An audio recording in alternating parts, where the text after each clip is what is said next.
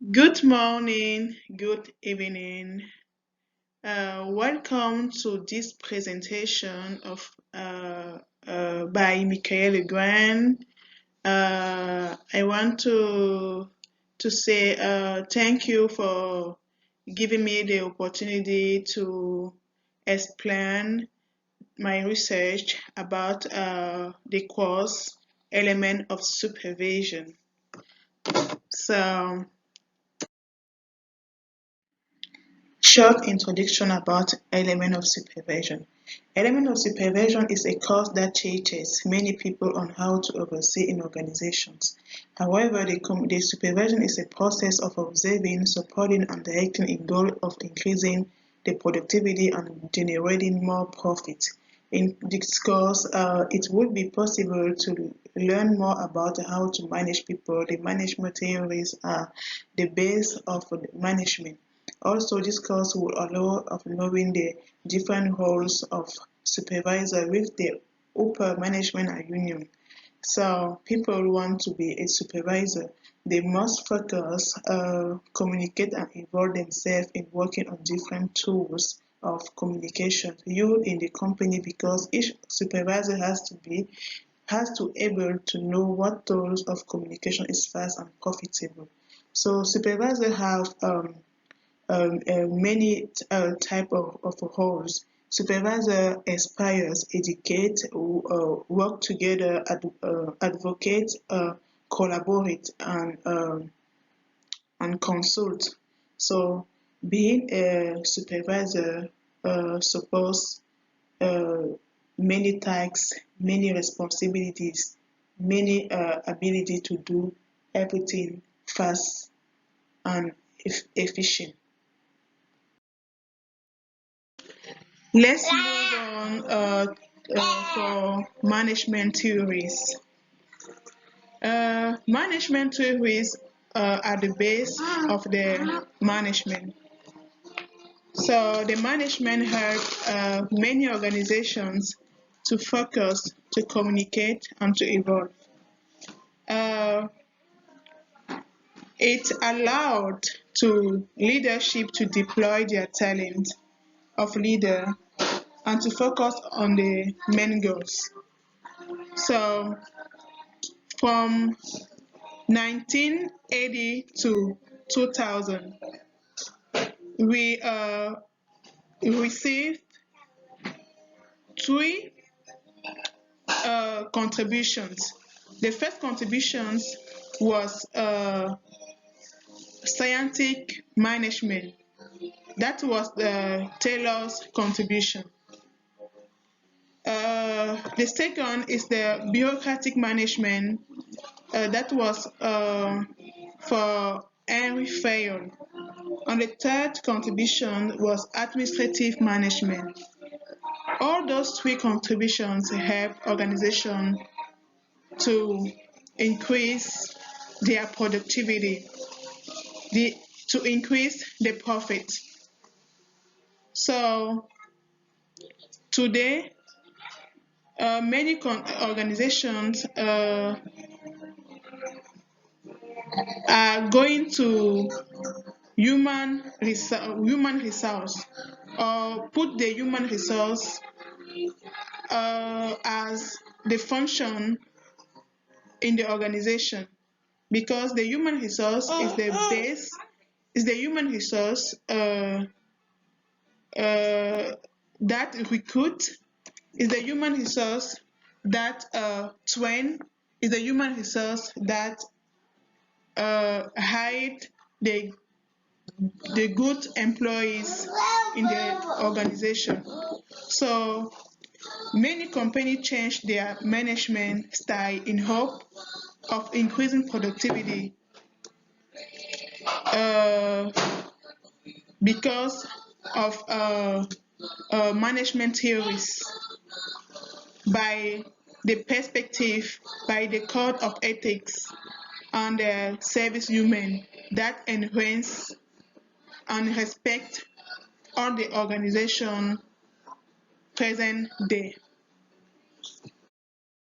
Now we are talking about role of supervisors in relationship with union and upper management. Unions have the responsibility to communicate with supervisors and protect them. Supervisors must determine the union they need to work with. Supervisor will make sure that the employee information like the salary, wage, duties, and working conditions are all safe in the system of union. And upper management is like a top manager. Supervisor is a person who educate, train, and manage people. Supervisors are excellent organizational and communication skills.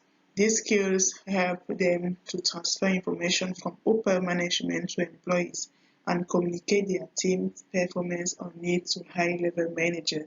So, supervisor with their upper management have to write the report and send to the upper management for the appreciation.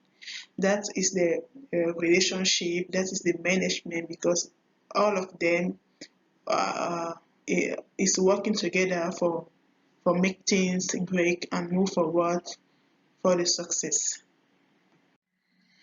Now we are going to talk about communication in business organizations. First of all, we are going to list the objective for this section.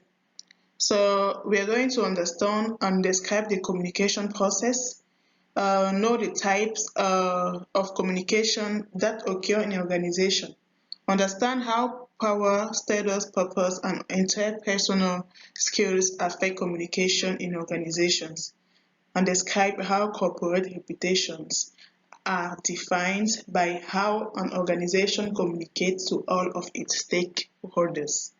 So the communication is the process allowing many people to exchange about a situation. Communication process, how it works. Communication process is look like communication between two or many people. So for this part, for one side we have a sender and other side we have a receiver. When the receiver sends a message to, when the sender sends a message to receiver, sometimes the message is encoded, so the receiver needs to decode the message and give the feedback. The feedback can be positive or negative depending of the message. If the message is explained very clearly, or if the message is really clarified. If the message doesn't have noise, the noise is the distortion. Sometimes that is occur when a sender send the message. So it's important to send the message very clearly to facilitate the understanding.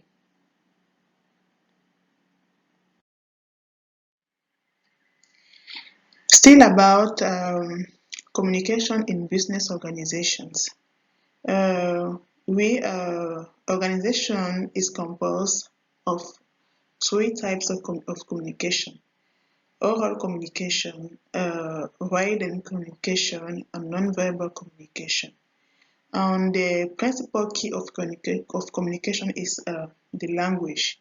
Yes, the language is the key of the communication.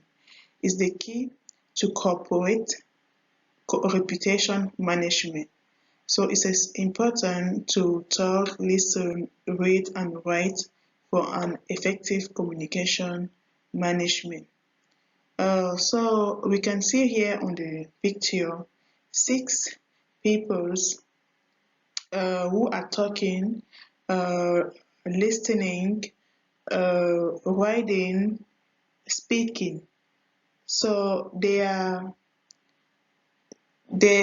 speaking about a project. They are speaking. They need to make sure that everything is done. They need to make sure that all the instructions is following completely. So when working in team together like that is supposed that to make something great, to make the advancement, to make the project move forward. So it's important to think about the project in team. So that's why the communication is important in the society, in the organization, because with the communication, everything is good, everything is perfect, everything is wonderful uh, in the organization. So when we understand correctly the process of the communication and make it uh, at the center in the organization, everything will be great. Techniques of making decision. Um, Making decision is a process. We can make decision alone, and we can make decision in group. So making decision is a crucial element for the managers because it may exist the decision making traps or pitfalls. So it's important to know the type of decision to follow those type and make sure that all the process, all the procedure is respected. That's why making decision sometimes is more difficult for some managers in the company. So it's important to do the difference between making decision alone and making decision in team because there are two types of decision. So sometimes uh, like to work alone and someone like to work alone and someone likes to work in team, but it's good to work in team because if we want dynamic response of if we want the interaction each other working together and move forward for the great success. Change management. Change management is a method used by the companies in case of issues. The picture shows process of management change. We can see here on the middle that how change management affect personnel and suppliers, process, execution, system, and design. And the outcome of the management of change will be the risk or the non-risk. And the person who is affected is the customer. The customer could be affected positively or negatively. So when change of management, it may affect the organizational behavior and the company entirely. So bring the change can be risky for the suppliers, employee, and customers and everyone working in the company.